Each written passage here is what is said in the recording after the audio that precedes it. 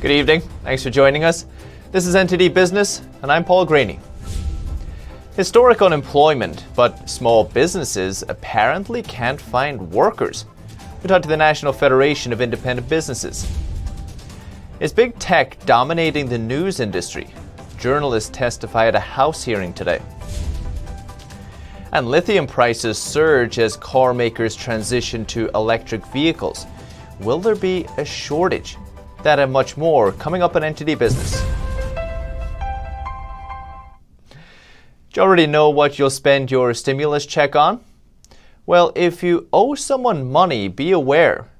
They might be able to take it directly from your account. There's a loophole in the new relief bill that wasn't in the last one. The previous two stimulus checks were protected from debt collectors, but this time it's different. Democrats pushed the relief bill through using budget reconciliation, so they couldn't include protection from creditors in it. So now if debt collectors want to seize your money, banks and credit unions may have to just comply. But the Senate Finance Committee chair wants to introduce a standalone bill to fix the problem. Gotta hold on tight. The White House says cash payments will start arriving in some bank accounts as soon as this weekend. The National Federation of Small Businesses, Independent Businesses, says small business confidence bounced back a little last month. You'll remember stimulus-powered retail sales were super hot in January, and I'm sure shops are looking forward to all the money the Biden printing presses is preparing. But one unexpected finding in the NFIB's latest report is that 40% of small businesses are struggling to find workers. 40% can't find workers. The number of people unemployed in America is unbelievable. Ask Greg Barilla at the New York NFIB why. So there's a couple of things going on there, and it's interesting.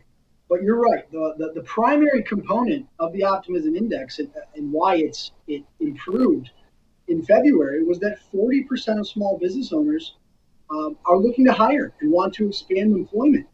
Unfortunately, the single biggest challenge identified for small business owners, 25% or around a quarter, said this was the biggest challenge that they were facing was finding qualified people in the workforce.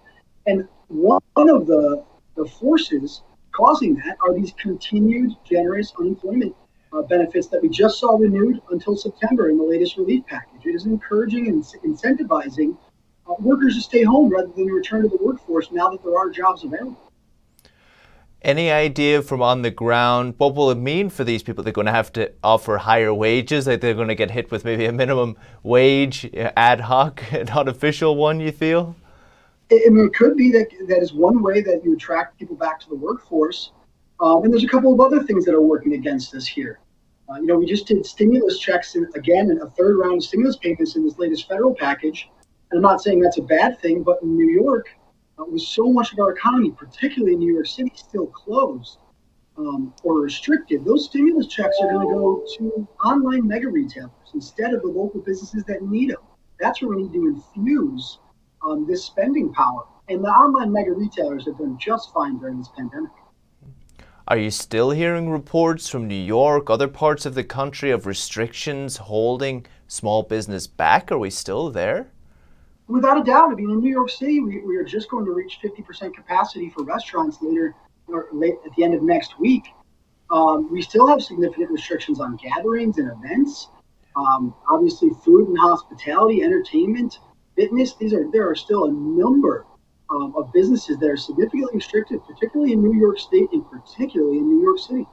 And that is what we hear from small business owners most. What they want is really just to be able to pursue their livelihoods. They will follow the rules. They will keep their customers safe, their employees safe, and their community safe, but they need to be able to operate to the fullest extent possible.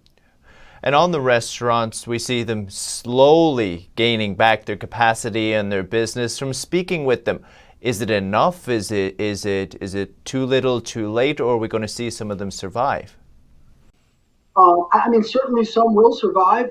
My fear is that we will lose many, that this is going to be too little, too late. And the federal stimulus packages and relief packages we've seen over the course of the last 12 months, they allowed folks to just hang on. But when you're hanging by a thread, it can be the smallest thing that sends you over the edge. And in New York City, if you don't return these restaurants and these entertainment spaces and our stages back to what they once were, New York City will never feel like it's fully recovered. Our small businesses are so important to the neighborhood and the fabric and the vibrancy of really the greatest city in the world. Yeah, so true. Greg, appreciate the update as always. Thank you so much. Absolutely. Thank you, Paul. A House Antitrust Committee wants to know whether big tech platforms are increasingly dominating the news industry. Scary thought for free speech. Journalists, even Microsoft's president, told lawmakers about it today. NTD's Patrick Hayden reports. A House Judiciary panel heard from news organizations Friday who are concerned about big tech's dominance in the news industry. Microsoft President Brad Smith also testified. Journalists gave examples where they say big tech acted unfairly. Clay Travis testified that Facebook suppressed his sports show when President Trump joined him. He says his company lost hundreds of thousands of dollars as a result. Facebook didn't like that we had the President of the United States on our radio program. And they also didn't like that the majority of the coverage of that interview was positive, which, as a sports fan, it's hard to be negative when the favor of the president is aligned with games actually being played.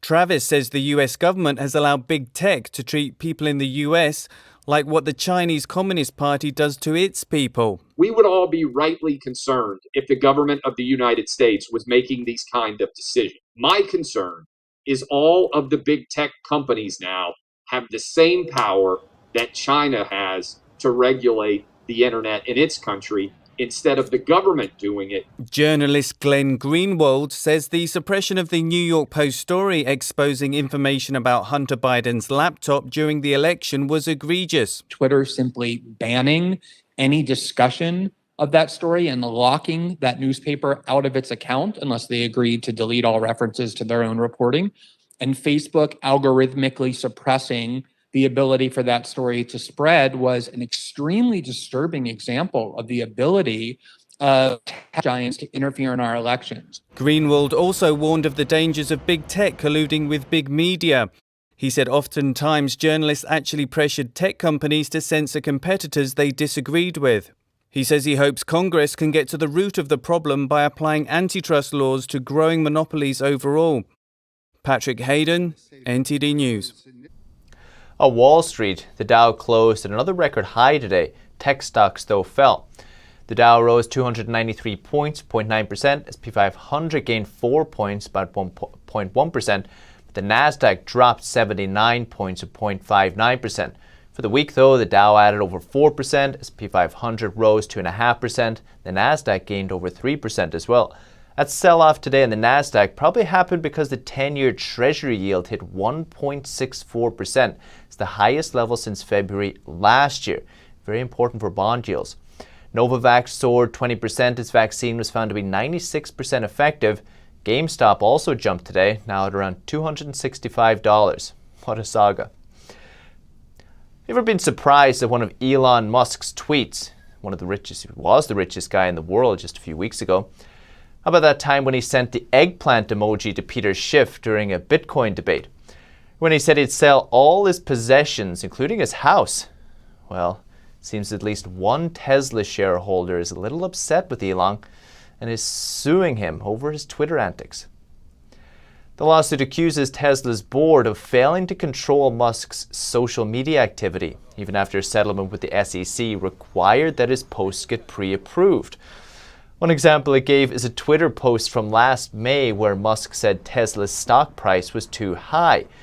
The shareholder says that tweet cost almost $14 billion in market capitalization. Gained all that back, of course. The investor says Musk is hurting the company's ability to secure financing as well. We reached out to Tesla for comment but haven't heard back yet. Probably should have just tweeted Musk for response. Another headache for Elon is the global lithium supply is reportedly running low as electric vehicle demand grows across the world. The manufacturers need it for batteries, so does America have enough of this vital battery supply? NTD's Evelyn Lee reports. Booming demand for electric vehicles is supercharging lithium prices. The metal is crucial to making batteries, and we're gonna need them. 2% or so of the world's market is made up of pure electric vehicles, but that could grow substantially to 20, 30, 40% in just a little over a decade and a half. Industry experts say the pandemic reset the market, and now we're seeing pent-up demand for electric vehicles. And a lack of investment in new lithium supply is sparking concerns. There isn't enough supply of the battery metal. Pretty much everybody has gone in for lithium as the battery of choice. Most of the lithium supply comes from Australia, as well as salt lakes in Chile and Argentina. Much of the lithium in the U.S. is by the state of Arizona, but it's not normally the type that's easy to convert into batteries. There'd be problems coming up with enough lithium to use for a major electrification effort, not just in the U.S., but in China, Europe, and other parts of the world. The real pressure now will be on efforts to find new sources. Not only passenger cars and light trucks are going electric. The trend is spreading from toothbrushes to homes. Analyst James Jerry told the Wall Street Journal that rising lithium prices will likely draw in new investors. But miners will have to be careful if they want to keep the prices high. Evelyn Lee, NTD News. The U.S. government is investigating the world's largest cryptocurrency exchange, Binance. It's because traders may be using the platform illegally. Authorities are making sure U.S. residents aren't trading derivatives on the site. Originally founded in China, Binance isn't registered to trade those securities here. The company says it takes compliance very seriously and that the site has always blocked U.S. access, but it seems users always find a way to get around it. According to the company co-founder, the platform attracted over 300,000 new users each day since Bitcoin hit its record highs last month. Now, so far, Binance has not been accused of misconduct. And some bad news for Netflix families. Netflix is testing a new feature that could crack down on password sharing, asking some viewers to verify if they live in the same household as the owner of the accounts. Jason Albano reports. Netflix is testing a new feature to clamp down on password sharing. The world's largest streaming service said on Thursday a small number of users will be asked to verify if they share a household with the account holder. It does this by asking for details sent via text message or email, sent directly to the owner. Viewers may delay the verification and keep watching Netflix, but the message may reappear when they return, and they could eventually be required to open a new account to continue streaming. One Netflix spokesperson said this will ensure that people using a certain account have the permission to do so. Netflix's terms of service say users of an account must live in the same household. Just when you thought life was starting to return to normal, reports of production delays in key industries could forecast further difficulties ahead, and this time it mightn't just hit your pocketbook, but even the device in your hand. Julian Satterthwaite reports. The global chip shortage could be spreading from cars to smartphones. Reuters sources say Qualcomm is struggling to meet demand for semiconductors used in handsets and other gadgets. Key client Samsung reportedly can't get enough chips from the US manufacturer. Demand for Qualcomm processors has soared in recent months. That as Android phone makers battle to win over customers abandoning Huawei, which is beset by US sanctions.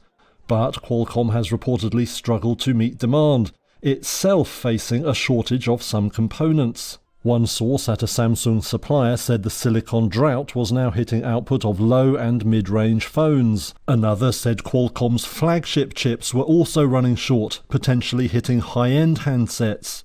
One source at a major contract manufacturer for several brands said it would have to cut output later in the year.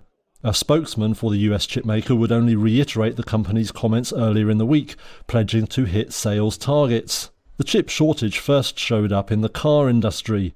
Many major automakers have been forced to halt or slow production due to a lack of semiconductors. The shortage has prompted panic buying of chips, further squeezing supply and prices. The CEO of China's Ant Group is stepping down.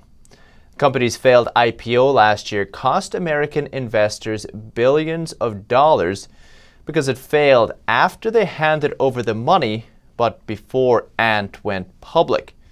Be careful dealing with communists. The CEO is the first high-level exit. NTD's Phil Zhou reports. China's Ant Group said Friday its CEO Simon Hu has resigned because of personal reasons. This as the fintech giant faces strict scrutiny from Chinese authorities and is about to restructure its business. The resignation comes months after Ant Group was forced to drop its IPO. With $37 billion, it would have been the world's biggest. Now, Beijing is pushing the fintech giant to overhaul its business. At the same time, Beijing is rolling out new measures to cover the fintech industry that was left relatively unchecked so far. And today, in the latest move to fall in line with Beijing, Ant Group published a set of financial self-disciplinary rules.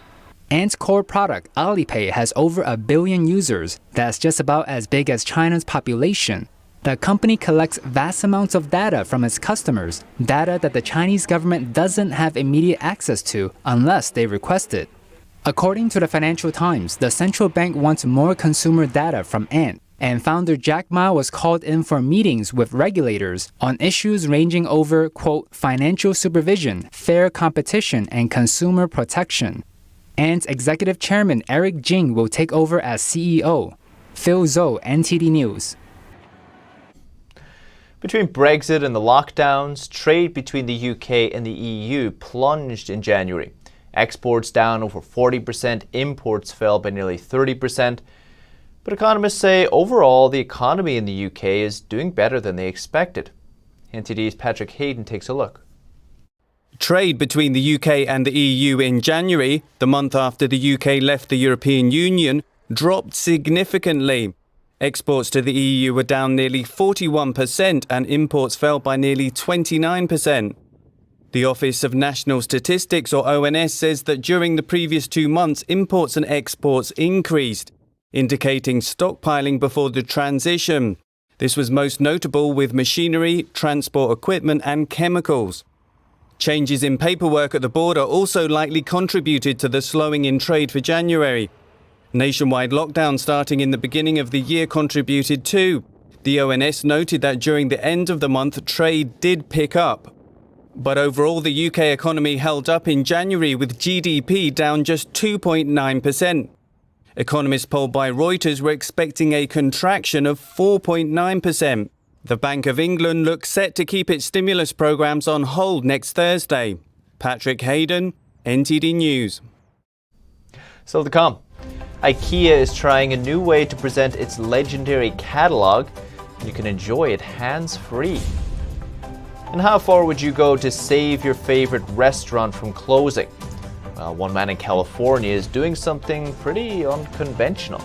Find out what it is after the break.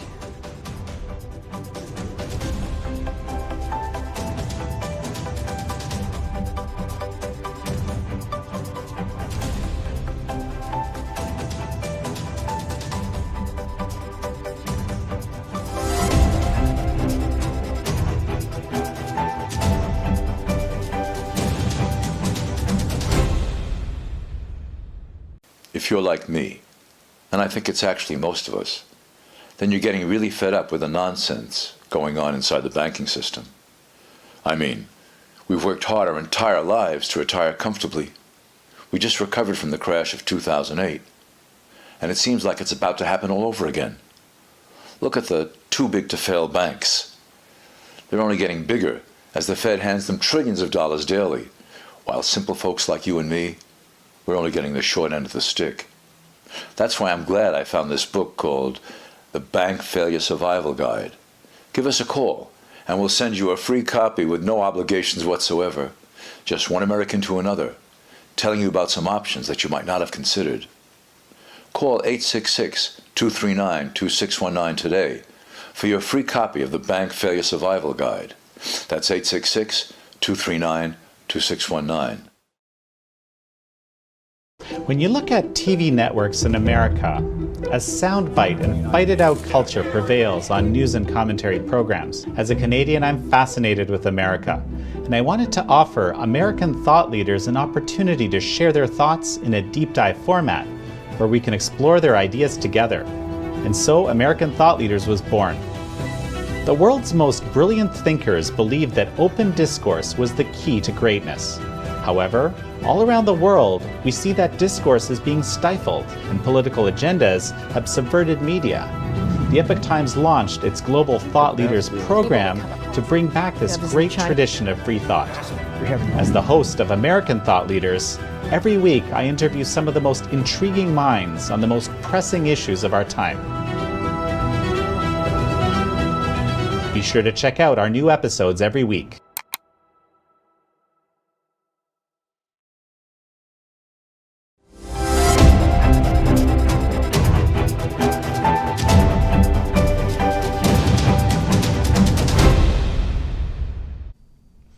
Do you like to browse through home magazines, see what's new? IKEA is a pretty iconic one if you've seen it. But this year, it's not a magazine you read, it's a podcast you listen to. Front cover. The IKEA Catalog 2021. The Swedish retailer is touting the new audio version of its catalog as handy and hands-free.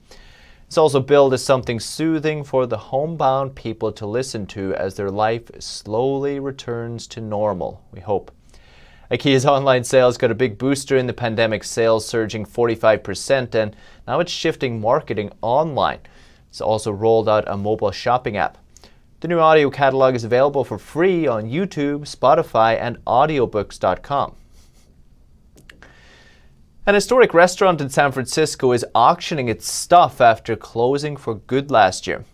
Here's more from NTD's Eileen Eng. The Cliff House is a San Francisco landmark restaurant overlooking the Pacific Ocean. For 157 years, it served Californian cuisine to locals and tourists. At the end of 2020, it closed for good after the restaurant's lease with the government was up, and its contents are being auctioned off. Kitchen equipment, tableware, furnishings, furniture, decor are all up for grabs over a 3-day online auction. The auction includes over 200 vintage autographed movie star photos. They are all from mostly the 30s and 40s, so Clark Gable, Cary Grant, Bette Davis, Judy Garland, people like that.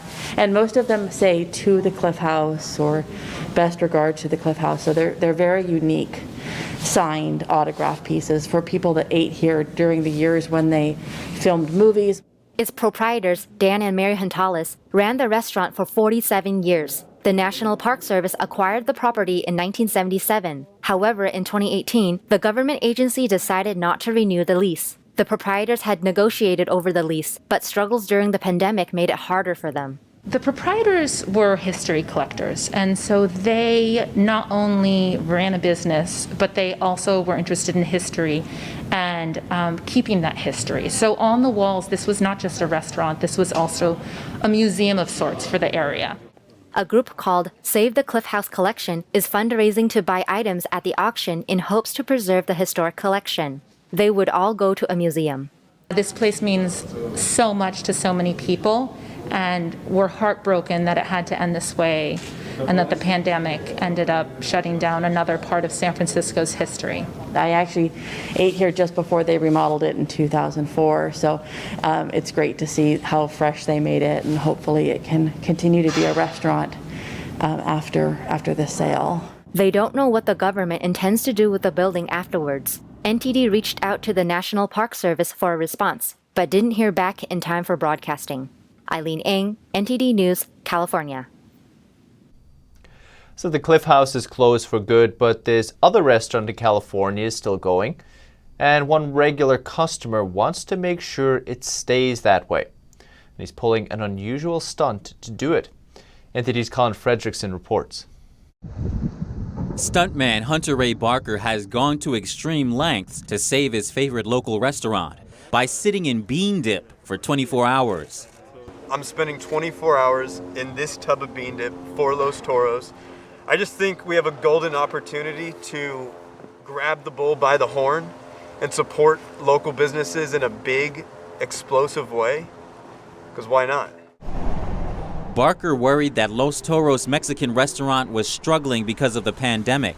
So to try and bring attention to the business and encourage people to go there, he decided to do something he's never done before. The first time I've ever sat in a tub of bean dip ever.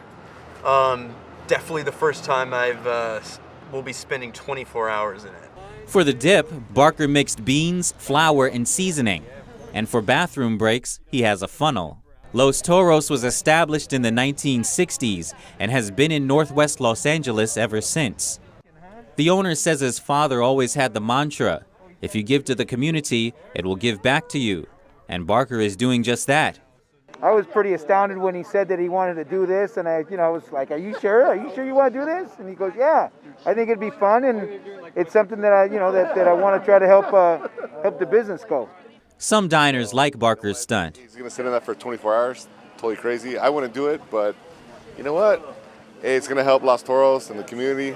I'm all for it. Barker says he believes small businesses are the backbone of the nation, and other people should follow his lead in supporting local businesses. It is our duty to support them, and I just think if we can do that in a fun way and in a way that encourages other people to bring some excitement to the small businesses as well, I think is really, really helpful. And so I think now is the best time to do it. To prove his loyalty to the restaurant even further, Barker also had its logo of 3 bulls tattooed on his arm. Colin Fredrickson, NTD News. Now that's loyalty. And that's the latest business updates for today. You can still catch NTD Evening News at 6:30 p.m. Eastern for the last time this week. But for NTD Business, that's all for today. Thank you for watching. Have a great weekend, and we'll see you Monday.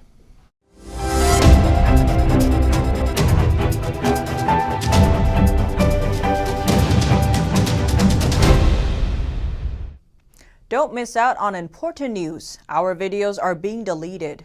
So if you don't want to be cut off from honest news, take a moment to sign up for our newsletter at newsletter.ntd.com so you don't lose access to NTD.